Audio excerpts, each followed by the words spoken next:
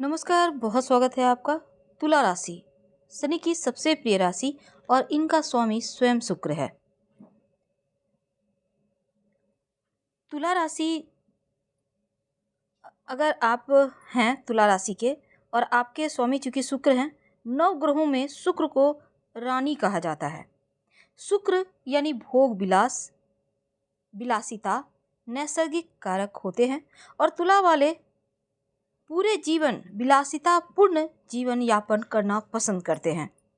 Fashionable होते हैं, अच्छे वस्त्र परिधान पहनना, सज्जा के साथ रहना, फैशन में रहना इन्हें अच्छा लगता है और ये रहते भी हैं।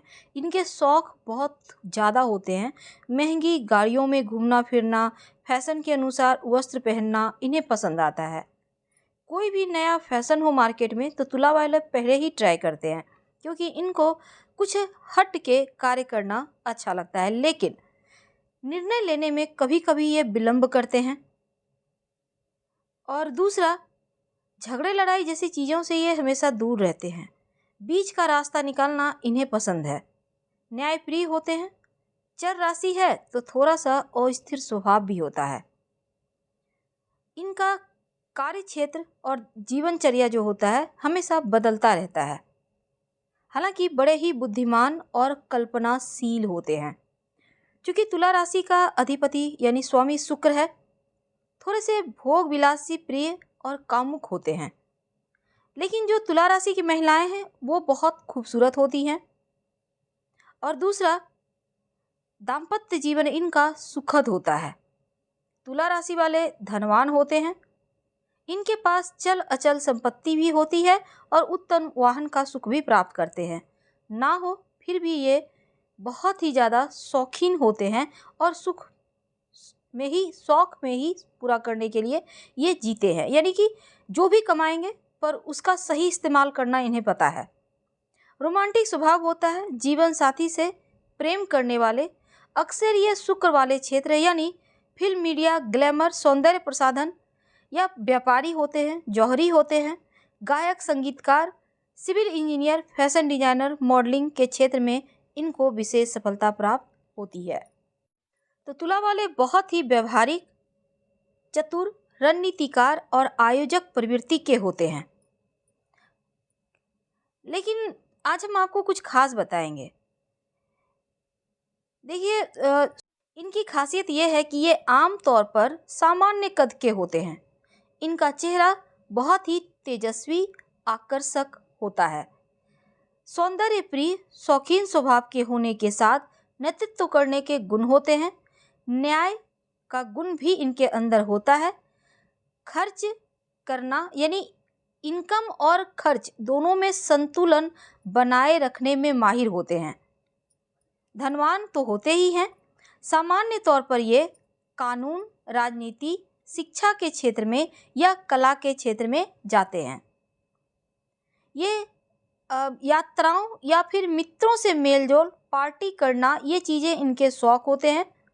ज़्यादातर इनके उम्र के 36 से 48 यानी 36 साल से 48 साल के मध्य जो होता है वो बहुत महत्वपूर्ण होता है। इनमें कुछ कमियां भी है, जैसे कि ये मूडी होते हैं। अपने आदर्शों के कारण कभी कभी थोड़े से तानाशाह हो जाते हैं और दिखावे के चक्कर में बहुत सारा खर्चा भी कर डालते हैं। और कभी कभी तो दूसरों के लिए अपना नुकसान कर बैठते हैं। तो ये खर्च के चक्कर में, दूसरों को प्रभावित करने के चक्कर में खुद परेशान हो उठते हैं। इनका जीवन साथी थोड़ा कठोर होता है। अगर आप पूजा पाठ, ध्यान, उपासना करें तो आपके लापरवाह होने का जो अवगुण है वो समाप्त हो सकता है। तो थोड़ा सा लापरवाही आपको नहीं करना है। दिन की शुरुआत योगा एक्सरसाइज से करें। और विवाह भी अगर करना हो तो बिना कुंडली मिलाए ना करें। और साथ ही अगर आप लव रिलेशनशिप में हैं, हालांकि प्रेम जीवन में इनके बहुत सारे महिला मित्र होते हैं और प्रेम जीवन में बहुत सारा समय भी बर्बाद होता है इनका और धन भी बर्बाद होता है। तो इन चीज़ों से बचिए जहाँ तक संभव हो। अगर आपको लगे कि कोई ना कोई समस्या जीवन में लगी रहती है, तब आप सूर्य को बेहतर करें और चंद्रमा को बेहतर करें। जब ये दोनों ग्रह को आप बेहतर कर लेते हैं तो हर ग्रह अपने आप कंट्रोल में आ जाते हैं। तो भचक्र की 7वीं राशि है तुला राशि, जो कि सामाजिक, खुशमिजाज, आकर्षक व्यक्तित्व वाले होते हैं और रिलेशनशिप में बहुत रोमांटिक होते हैं। अगर हम इनके स्वभाव की बात करें, थोड़े से नटखट होते हैं, हर रिश्ते में स्थिरता और पारदर्शिता चाहते हैं। जैसे ये खुद ईमानदार होते हैं, वैसे ही सामने वालों से भी इनको रहता है कि वो भी ईमानदारी से रिश्ता को निभाएं। दूसरों की भावनाओं की बहुत रिस्पेक्ट करते हैं और जिनसे भी प्यार करते हैं पूरी तरह से करते हैं। अनुशासन में रहना पसंद है। ज़्यादातर निर्णय इनके सही साबित होते हैं।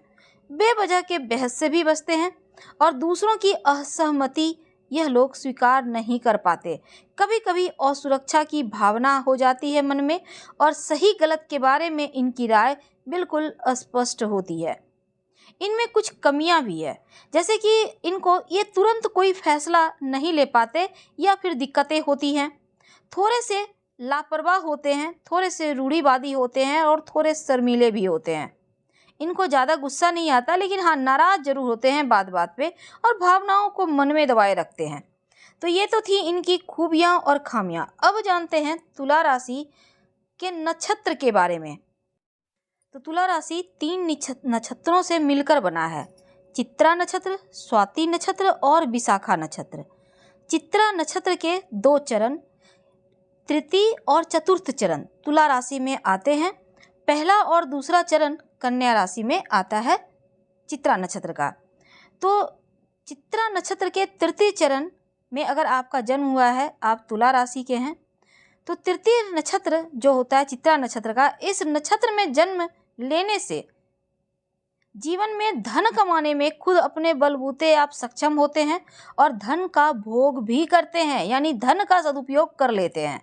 अगर आपका जन्म चित्रा नक्षत्र के चतुर्थ चरण में हुआ है, आप तुला राशि के हैं, तो आपके लिए ये सबसे अच्छा है, क्योंकि आपको धनेश्वर बनाता है, यानी कुबेर के समान बनाता है, जमींदार भी बना सकता है, धनवान बनाता है।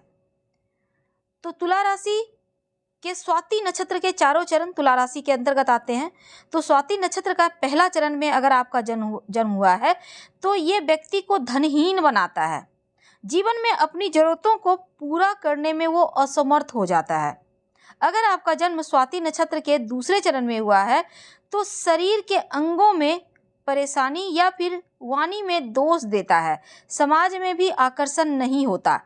अगर स्वाति नक्षत्र के तृतीय चरण में आपका जन्म हुआ है, आप तुला राशि के हैं, तो आप बहुत ही मेहनती होते हैं और ये मेहनत आपको ऊंचाइयों पर ले जाता है।